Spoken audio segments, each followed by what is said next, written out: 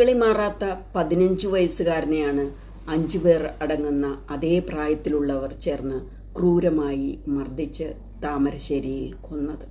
ഇന്ന് 10ാം ക്ലാസ്സിലെ പരീക്ഷ എഴുതേണ്ട കുട്ടിയായിരുന്നു. എത്ര പ്രതീക്ഷകളോടുകൂടിയാണ് ഒരു മകനെ അല്ലെങ്കിൽ ഒരു മകളെ മാതാപിതാക്കൾ വളർത്തുന്നത്. ചെറിയ ചെറിയ കാര്യങ്ങൾക്ക് പോലും അക്രമവാസന കാണിക്കുന്ന സ്വഭാവ രീതിയാണ് ഇന്ന് മിക്ക കുട്ടികളിലും ഉള്ളത്. നിസ്സാര കാര്യങ്ങൾക്ക് പോലും ആക്രോശത്തോടുകൂടി വൈരാഗ്യ ബുദ്ധിയോടുകൂടി പ്രവർത്തിക്കുന്ന ആളുകളാണ് മിക്കവാറും ആളുകളും. ഷഹബാസിൻ്റെ വിയോഗം ആരൊക്കെ നമ്മളൊക്കെ പറഞ്ഞാലും ആത്യന്തികമായി അതിൻ്റെ വേദനയിൽ നിന്നും ഞെട്ടലിൽ നിന്നും അവരുടെ മരണം വരെ ആ വേദന തീരാ നോവായി നിലനിൽക്കുകയല്ലേ. ഷഹബാസിനെ കൊല്ലും, ഞാൻ പറഞ്ഞാൽ വാക്കാണ്, അവനെ ഞാൻ കൊല്ലും എന്ന് പറഞ്ഞ് ആക്രോശിക്കുന്ന മെസ്സേജുകളും ശബ്ദരേഖകളും നമ്മൾ കേട്ടു. ഇത്ര ക്രൂരമായ മനസ്സാണെന്നൊന്ന് ചിന്തിച്ചു നോക്കൂ. പണ്ടൊക്കെ 15 വയസ്സെന്ന് പറഞ്ഞാൽ ചെറിയ കുട്ടികളായിട്ട്, ഓമനത്വമുള്ള കുട്ടികളായിട്ട് മാത്രമേ കണക്കാക്കിയിരുന്നുള്ളൂ. 15 വയസ്സുകാരനെ പണ്ടത്തെ കുട്ടികളുമായിട്ട് താരതമ്യം ചെയ്യുമ്പോൾ ഒത്തിരി വ്യത്യാസം വന്നിരിക്കുന്നു. മാനസികമായി അവരുടെ വളർച്ചയ്ക്ക് മാറ്റം സംഭവിച്ചിരിക്കുന്നു. ശാരീരികമായ വളർച്ചയ്ക്കും മാറ്റം സംഭവിച്ചിരിക്കുന്നു. ഇപ്പോഴത്തെ ഭക്ഷണ രീതി, സോഷ്യൽ മീഡിയയുടെ ഇൻഫ്ലുവൻസ്, ലഹരിയുടെ ഉപയോഗം, ഇതൊക്കെ മനുഷ്യനെ മനുഷ്യനല്ലാതാക്കി 15 വയസ്സുകാരനെ ക്രൂരനായി പെരുമാറുന്ന ഒരു മുതിർന്ന ചിന്താഗതിയുള്ള ഒരു മനുഷ്യനാക്കി മാറ്റുന്നു. മുൻകൂട്ടി നിശ്ചയിച്ചാണ് ഷഹബാസിനെ ഈ 5 പേർ കൂടി കൂട്ടായി മർദ്ദിച്ച് കൊന്നത്. അതിൻ്റെ തെളിവുകളാണ് ഇൻസ്റ്റഗ്രാം സന്ദേശങ്ങൾ. ഒന്ന് കേട്ടു നോക്കൂ. അതെ, ഞാനൊരു കാര്യം പറഞ്ഞു. ഷഹബാസിനെ ഞാൻ കൊല്ലുന്നു. അത് ഞാൻ പറഞ്ഞു അവൻ്റെ കണ്ണൊന്ന് പോയോ കിട്ടോ? ഈ കണ്ണൊന്നും ഇല്ലോ. കൂട്ടത്തില് മരിച്ചു കഴിഞ്ഞാലും വലിയ വിഷയമൊന്നും കേസെടുക്കുമല്ലോ പോലീസ്. ഏട്ടാ, കേസ് ഉണ്ടാവില്ല, കേസ് തള്ളി പോകും. കാരണം ഓരോ ഇങ്ങോട്ട് വന്നത്. ഷഹബാസിനെ കൊല്ലുമെന്ന് പറഞ്ഞാൽ കൊല്ലും, അവൻ്റെ കണ്ണൊന്നുമില്ല, എന്നാൽ അതിന് കേസൊന്നുമില്ല എന്നും ആ സന്ദേശത്തിൽ പറയുന്നത് നമ്മൾക്ക് കേൾക്കാം. ഷഹബാസിനെ കൊല്ലുന്നതിന് വേണ്ടി മുൻകൂട്ടി വാട്സാപ്പ് ഗ്രൂപ്പ് തയ്യാറാക്കുകയും അതിലൂടെ സന്ദേശങ്ങൾ കൈമാറുകയും ചെയ്തു. എത്ര ക്രൂരമായിട്ടാണ് ഇങ്ങനെയൊന്ന് ചിന്തിക്കാൻ പോലും കഴിയുന്നത്.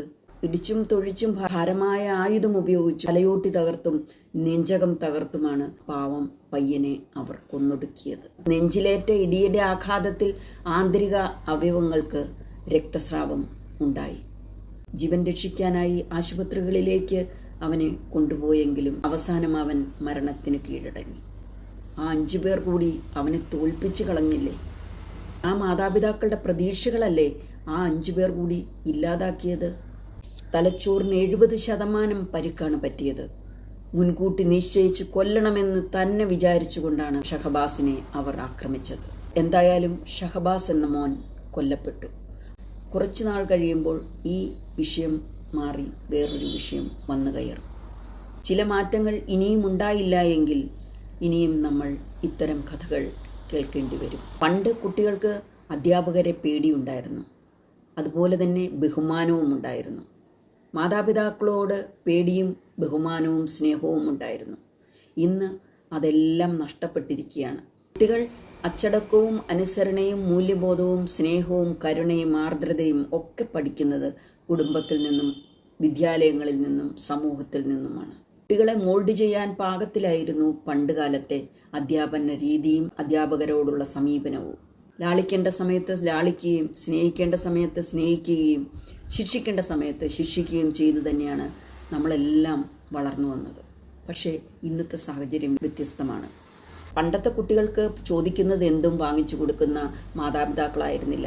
അവർക്ക് കഷ്ടപ്പാടുണ്ടായിരുന്നു, ബുദ്ധിമുട്ടുണ്ടായിരുന്നു. ഒരു നോട്ട്ബുക്ക് ചോദിച്ചാൽ ആ നോട്ട്ബുക്ക് തന്നെയേ കിട്ടുള്ളൂ. ഇന്നത്തെ കാലത്ത് ഒരെണ്ണത്തിന് പകരം 10 എണ്ണം വാങ്ങിക്കൊടുക്കും, 10 പെൻസിൽ വാങ്ങിക്കൊടുക്കും, 10 റബ്ബർ വാങ്ങിക്കൊടുക്കും. എന്താവശ്യപ്പെട്ടാലും 10 മടങ്ങാണ് വാങ്ങിക്കിട്ടുന്നത്. അതുകൊണ്ട് ഒരാവശ്യത്തിനായി പണം ചോദിച്ചാൽ 5 രൂപ ചോദിച്ചാൽ 10 രൂപ കൊടുക്കും. ഞാൻ ബുദ്ധിമുട്ടിയ പോലെ എൻ്റെ മക്കൾ ബുദ്ധിമുട്ടരുത് എന്നുള്ള വിചാരത്തോടു കൂടിയായിരിക്കാം ഒരുപക്ഷെ അങ്ങനെ ഇപ്പോഴത്തെ മാതാപിതാക്കൾ ചെയ്യുന്നത്. അധ്യാപകർക്കാണെങ്കിൽ തെറ്റ് ചെയ്താൽ ശിക്ഷിക്കാൻ ചില വിലക്കുകളുമുണ്ട്. അതുകൊണ്ട് തന്നെ പലപ്പോഴും പലതും കണ്ടില്ല എന്ന് നടിക്കേണ്ടതായി അധ്യാപകർക്കും വരും.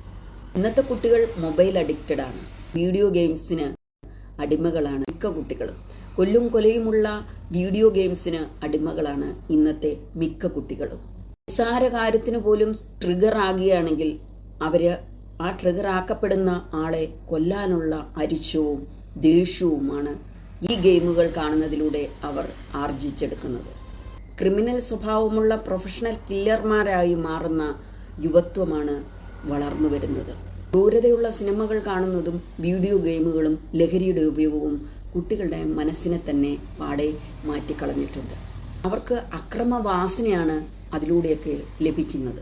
ഊർത്തടിക്കാനുള്ള അമിതമായ പണം കയ്യിൽ വരുന്നതും ക്രൂരത നിറഞ്ഞ സിനിമകൾ കാണുന്നതും പരസ്പരം വെട്ടിക്കുത്തി കൊല്ലുന്ന ഗെയിമുകൾ കളിക്കുന്നതും അക്രമവാസന കുട്ടികൾക്ക് വളരാനായി കാരണമാകും. കുട്ടികൾ എന്ത് കുറ്റം ചെയ്താലും നിയമത്തിന് ചില അയവുകളുള്ളതും കുട്ടികൾ അഴിഞ്ഞാടാനായും അക്രമവാസന നടത്തുന്നതിനും കാരണമാകുന്നുണ്ട്. കുടുംബത്തിൽ നിത്യവും അക്രമവും ചീത്തവിളിയും ലഹരി ഉപയോഗിച്ച് വന്ന് വീട്ടിലുള്ളവരെ ഉപദ്രവിക്കുകയും ഒക്കെ ചെയ്യുന്നത് കണ്ടുവളരുന്ന കുട്ടികൾക്ക് അക്രമവാസന ഉണ്ടാകാൻ സാധ്യതയേറെയാണ്. മക്കളെ നന്മയുടെ പാതയിലേക്ക് കൊണ്ടുവരണമെങ്കിൽ വളരെയധികം ശ്രദ്ധയും കരുതലും മാതാപിതാക്കൾക്ക് വേണം. അതുപോലെ തന്നെ മക്കൾക്ക് മാതാപിതാക്കളോടും അധ്യാപകരോടും എന്തും തുറന്നു പറയാനുള്ള ഒരു മാനസിക അടുപ്പവും ഉണ്ടാകണം. ശിക്ഷിക്കേണ്ട സമയത്ത് ശിക്ഷിക്കുകയും ചേർത്ത് പിടിക്കേണ്ട സമയത്ത് ചേർത്ത് പിടിക്കുകയും ചെയ്യാനുള്ള ഒരു മാനസിക അടുപ്പം അവർ തമ്മിൽ ഉണ്ടാകണം. തൻ്റെ മക്കളുടെ കൂട്ടുകെട്ട് ആരൊക്കെയാണ്, തൻ്റെ മക്കളുടെ സ്വഭാവ രീതിയിൽ വ്യത്യാസം വരുന്നുണ്ടെങ്കിൽ അതിൻ്റെ പുറകെ പോയി അന്വേഷിച്ച് അതിന് പരിഹാരമാർഗം കണ്ടെത്താൻ തന്നെ മാതാപിതാക്കളും അധ്യാപകരും തയ്യാറാകണം. ഉപയോഗം ഇന്ന് ഏറി വരികയാണ്. വളരെ സുലഭമായി സ്കൂൾ പരിസരത്ത് പോലും ലഹരി ലഭിക്കുന്നുണ്ട്. അതുകൊണ്ട് തന്നെ സ്കൂളിൽ ശക്തമായ ലഹരിക്കെതിരായ ബോധവൽക്കരണത്തിൻ്റെ ആവശ്യകതയുണ്ട്. 10ാം ക്ലാസ് വിഭാഗത്തിലുള്ള എല്ലാ കുട്ടികളെയും ഉൾപ്പെടുത്തി ഒരു ലഹരിക്കെതിരായ ക്ലബ്ബ്, അതുപോലെ തന്നെ 5, 6, 7, 8, 10 അങ്ങനെ ഓരോ വിഭാഗത്തിനും പ്രത്യേകമായി ലഹരിക്കെതിരായ ഒരു ക്ലബ്ബ് രൂപീകരിച്ച് അതിനുള്ള പ്രവർത്തനങ്ങളും ശക്തപ്പെടുത്തേണ്ടതായിട്ടുണ്ട്. നല്ല രീതിയിലുള്ള ബോധവൽക്കരണം കൊടുക്കേണ്ടതായിട്ടുണ്ട്. ആരെങ്കിലും ലഹരി ഉപയോഗിക്കുന്നതായി ശ്രദ്ധയിൽപ്പെട്ടാൽ അത് അധ്യാപകനോട് തുറന്നു പറയാനുള്ള ഒരു അടുപ്പം അധ്യാപകരും വിദ്യാർത്ഥികളും തമ്മിൽ ഉണ്ടാകണം. അതുപോലെ തന്നെ ജുവനൈൽ ജസ്റ്റിസ് നിയമം 10 വയസ്സിന് താഴെയുള്ള കുട്ടികൾക്കായി നിജപ്പെടുത്തേണ്ടതിൻ്റെ ആവശ്യകത വളരെ വലുതാണ്. ഈ 15 വയസ്സുകാരനെ കുട്ടികളായിട്ട് എങ്ങനെ കണക്കാക്കാൻ പറ്റും? അവർ പറഞ്ഞ ശബ്ദ സന്ദേശങ്ങൾ നമ്മളൊന്ന് കേട്ടു നോക്കൂ. അവർ ഒരു ഗൂഢാലോചന നടത്തിയിട്ടാണ് ആ ഷഹബാസിനെ കൊല ചെയ്തത്. അവർ കുട്ടികളാണോ? അവർക്ക് കുട്ടികളുടെ മനസ്സാണോ? അപ്പോൾ നിയമം തിരുത്തി എഴുതേണ്ടതായി വന്നിരിക്കുകയാണ്.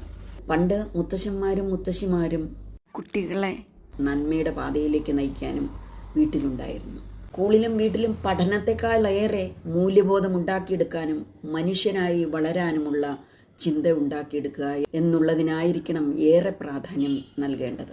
എന്തായാലും ഷഹബാസിൻ്റെ കൊലയാളികൾക്ക് മാതൃകാപരമായ കടുത്ത ശിക്ഷ തന്നെ ലഭിക്കുമെന്ന് നമുക്ക് പ്രത്യാശിക്കാം. ഷഹബാസെ, കുട്ടികളുള്ള എല്ലാ മാതാപിതാക്കളും, എല്ലാ സഹോദരിമാരും, എല്ലാ സഹോദരന്മാരും, എല്ലാ അച്ഛനമ്മമാരും നിനക്ക് വേണ്ടി കരയുകയാണ്, വിലപിക്കുകയാണ്.